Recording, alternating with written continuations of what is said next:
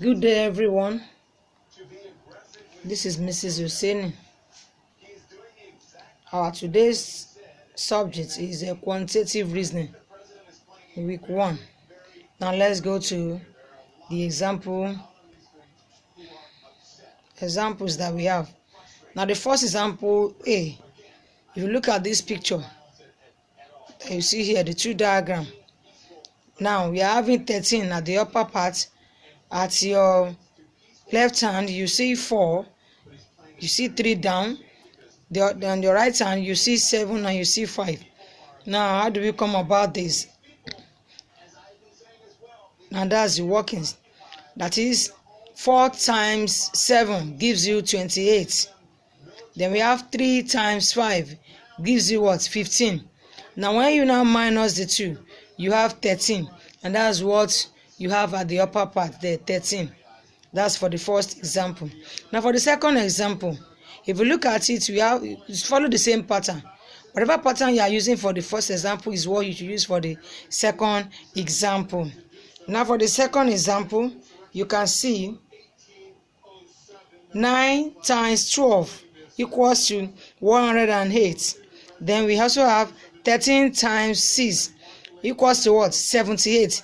By the time you minus this, you realize you have what? 30. And that's what we have at the upper part there. But in case you are looking for any of those numbers, as in let's go to the first example now. You know we have 4, 7, 3, 5. In case you are looking for 4, just multiply the lower one, that is 3 times 5, 15. 15. Since the upper one answer is bigger than the lower one answer, then what will you now do? You've multiplied 3 times 5, so it gives you 15. Then you will now add that 15 to the 13 up there. That is that 13 up there. So to be what? 15 plus 13. That's 28. And that 28 is for the total of 4 times 7. How do you now get the 4? For instance, if you are looking for that space there, the 4. So what will you do? You say 28 divided. You do the opposite of times. 28 divided by what? By 7. And that gives you what? 4. And that's how to do that. In case you are looking for 6, in the second example, you're looking for that space 6.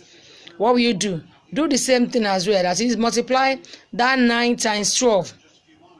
That gives you what? 108. Now, since that upper part is having the bigger answer, we'll have the bigger answer because it's the one that you use to minus the down part. So what will you do? You now say 108 minus 30 that you have up there.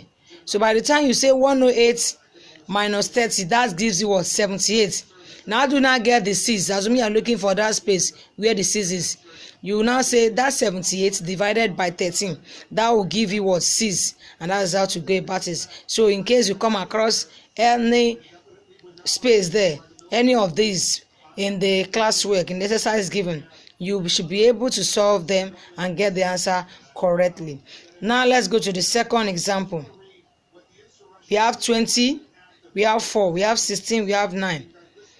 For the first one, now how do we now go about this? You say 20 plus 16. That gives you what? 36. Now 4 times 9 gives us what? 36. So that means by the time you have this one together and you multiply the second one, they must have the same answer. Now let's go to the second one. We have 7, we have 8, we have 15, we have 1. The same method you apply for the first one, that's what you apply for the second one. That is 7 plus 8, 15. Now 15 times 1, 15. You can see they both have the same answer. Now for the third one, 100 plus 44. You have 144. 24 times 6. You have 144. Can you see? So the addition of the first one gives you the same total when you multiply the second one together. Is that clear to everyone? So when you see exercise underneath this, you should be able to solve them correctly. In case you are looking for any of the missing, anyone that is missing, let's go to the first one. Assuming you are looking for your 4, you say 20 plus 16, that's 36. Know that the other one is times. Then you now do the opposite by saying 36 divided by 9, and that will give you what? 4. And likewise, let's go to second example. For instance, if you are looking for 7, what will you do? Just say 15 times 1. That is what? 15.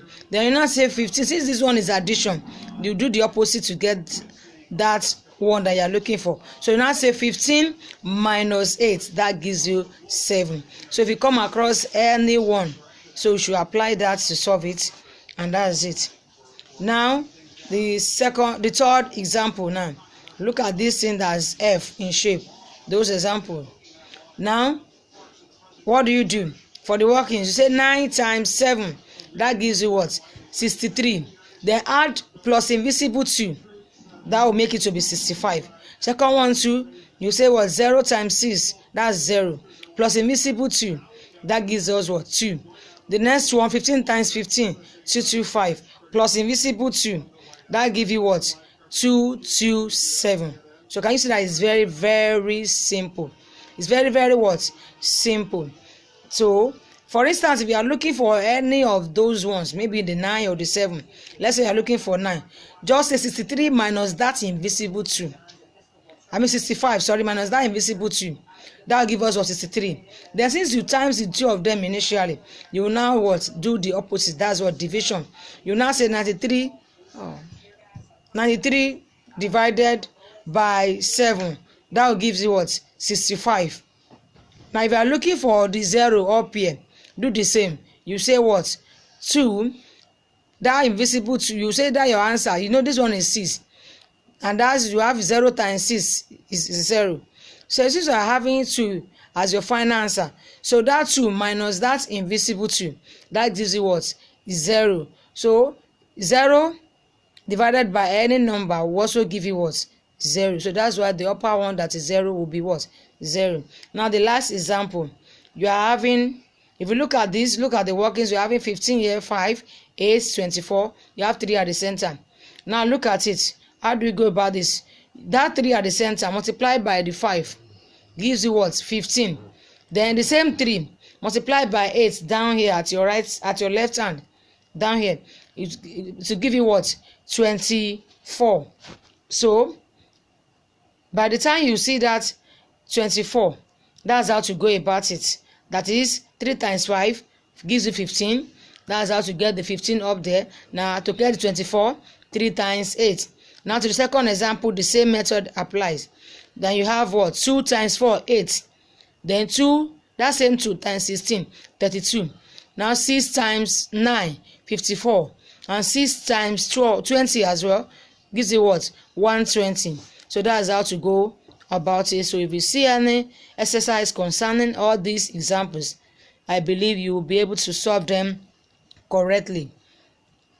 God bless you. Check the Google Classroom. You will see what you have to do there, and you have to do them in your quantitative textbook. You only need to snap and send it to the Google Classroom. Bye.